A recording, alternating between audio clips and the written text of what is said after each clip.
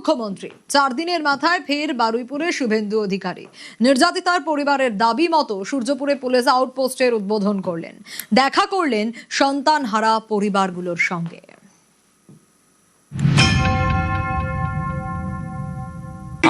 আমরা প্রতিশ্রুতি দিই না, পূরণ করি। কথা রাখলেন মুখ্যমন্ত্রী। মঙ্গলবার বারুইপুরে দাঁড়িয়ে বলেছিলেন 7 দিনের মধ্যে ফের আসবেন। 7 দিন নয়, 4 দিনের মাথায় শনিবার বারুইপুরে শুভেন্দু অধিকারী সূর্যপুরে নৃশংস নির্যাতনে নিহত নাবালিকার বাড়িতে গিয়ে তার পরিবারের সঙ্গে দেখা করলেন মুখ্যমন্ত্রী। দৃষ্টান্তমূলক শাস্তির আশ্বাস দিলেন।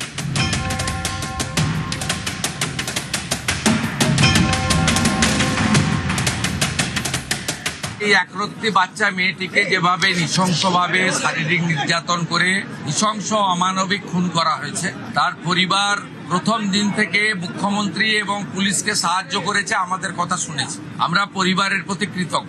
স্পেসিফিক 4 জনের নামে ওরা অভিযোগ দিয়েছিলেন। 4 জনকেই পুলিশ খুব প্রপারলি এবং কুইকলি অ্যারেস্টেড করেছে। তারা পালিয়েও গেছিল অনেক দূরে দূরে, বসিরহাটে বাংলাদেশ বর্ডার পর্যন্ত চলে গেছিল। ওই একরত্তি ছোট্ট কন্যার শারীরিক নির্যাতনকারীরা, আমি কথা দিয়েছি কাস্টডি ট্রায়াল হবে। আমরা শাস্তির দাবি করেছি। একজন এনকাউন্টার হয়েছে, 4 জন বাকি আছে। যেটুকু আছে ওটুকু দোষীরা যেভাবে কঠোরভাবে যেন শাস্তি পায়, এটুকুই আমি চাইছি। বললেন আমি দেখে নিচ্ছি, কোনো আপনার চিন্তা করতে হবে না। আপনার যদি কোনো সিকিউরিটি গার্ড লাগে তাও আমি দিয়ে দেবো।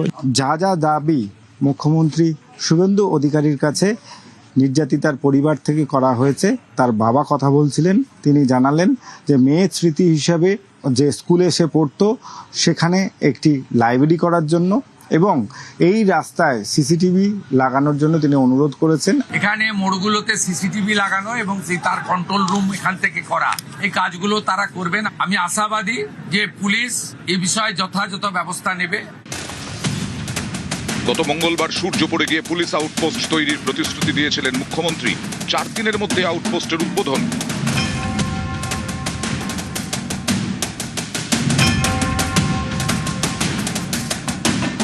নির্যাতিতার পরিবার এসপি অফিসে যুক্তিগ্রাহ্য একটা সাজেশন দিয়েছিল, সূর্যপুরে একটা আউটপোস্ট বানান। Thanks to home secretary Shrimati Sangamitra Ghosh মহোদয়া, thanks to DGP mister Siddhinath Gupta IPS, মুখ্যমন্ত্রীর কাছে করা এই পরিবারের ইচ্ছাকে কার্যকর করে দিয়েছেন উইদিন 4 ডেজ। আমি সূর্যপুর আউটপোস্ট উদ্বোধন করলাম। এখানে 4 officer, 2 SI, 2 ASI, mail constable, 2 female constable, 8 civic volunteers, women help desk, control room এখান থেকে করা।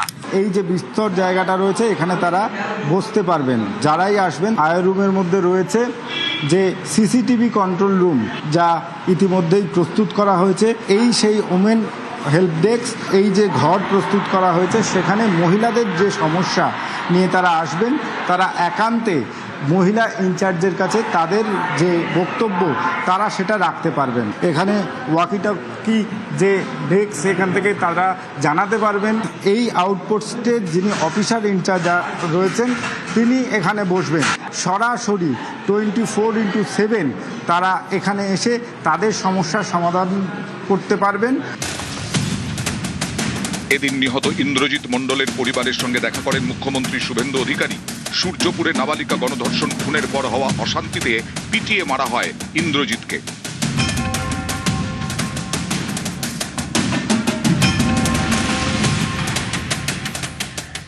ইন্দ্রজিৎ মণ্ডলের যে মব লিঞ্চিং, এটা মব লিঞ্চিং আমি বলবো না, তার নাম পরিচয় দেখে তাকে খুন করা হয়েছে।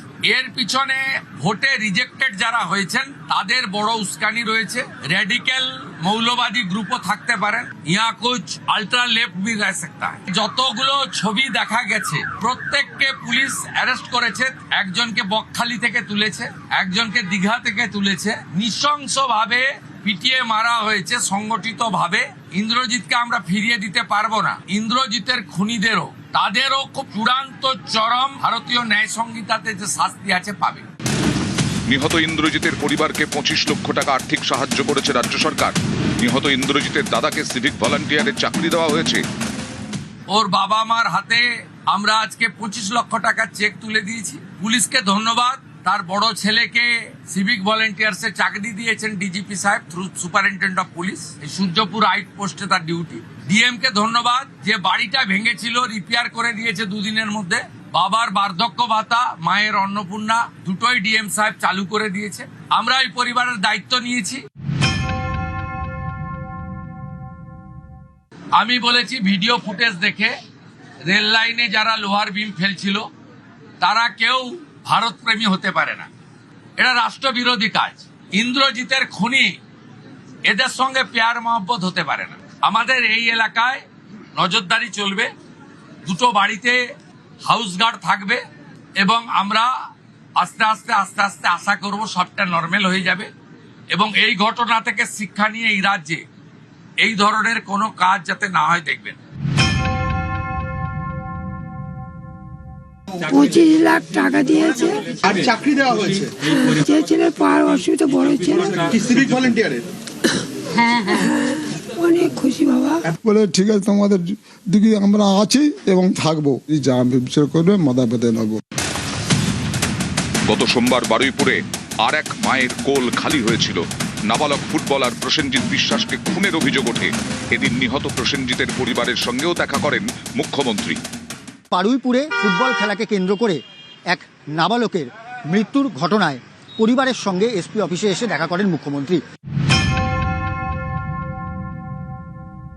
এখানে দু তিন দিন আগে একটা নাবালক বাচ্চার নৃশংস খুন হয়। আমি তার পরিবারের সঙ্গে মিট করলাম, ওর পরিবারকেও আমরা একটু অর্থ সাহায্য করলাম।